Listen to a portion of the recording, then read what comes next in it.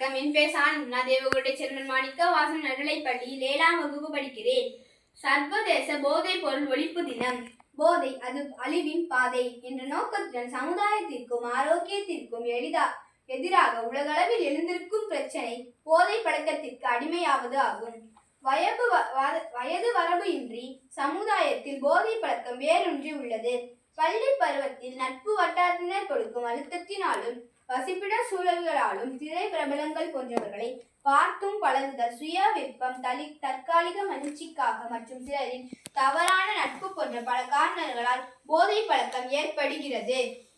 ஒவ்வொரு ஆண்டும் ஜூன் 26ஆம் தேதி சர்வதேச போதைப் பொருள் ஒழிப்பு தினமாக கடைபிடிக்கப்பட்டு வருகிறது.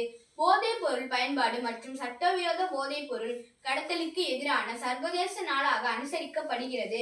போதை பழக்கத்தால் ஏற்படும் விளைவுகள்: பெற்றோர்கள் அரவணைப்பு குறைதல், பணி நேர மாற்றல் அனைத்தையும் இழத்தல், உடல் நலம் கெடுதல், சுய பொறுப்புகளை புறக்கணித்தல், குற்ற செயலில் ஈடுபடுதல், நேர விரயம் ஏற்படுதல், புற்றுநோய்கள் வருதல், குடும்ப உறுப்பினர்களால் ஒதுக்கப்படுதல். போதை பழக்கத்தில் இருந்து மீளும் வழிமுறைகள்: போதை பழக்கத்திற்கு அடிமையானவர்கள் மீளுவதற்கு தன்னம்பிக்கையுடன் இருந்தல் வேண்டும். போதைக்கு அடிமையானவர்கள் அதிலிருந்து விடுபடுவதற்கு டாக்டரை அணுகி ஆலோசனை பெறலாம்.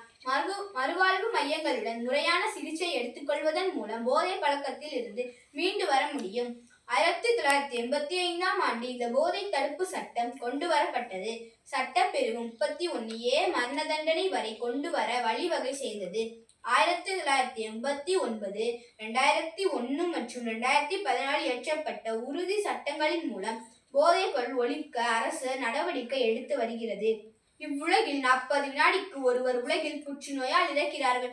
1950 முதல் 1980ஆம் ஆண்டு வரை 19.5% இருந்த போதை பழக்கம் 1981 முதல் 1986 வரை மக்கள் தொகையில் பாதிக்கு மேல் என்ற புள்ளி விவரம் கூறி பதற வைக்கிறது.